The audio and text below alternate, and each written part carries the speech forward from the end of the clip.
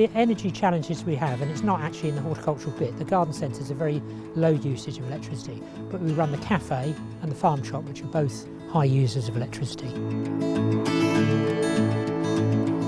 We installed solar panels 4 years ago.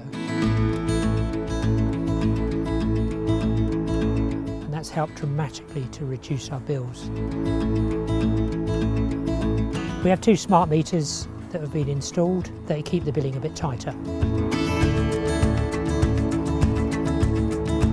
So we keep the business as sustainable as we can. We are a green business. We grow things that people want to buy, they can enjoy. The products we sell, especially the plant products, are great for themselves, for their gardens.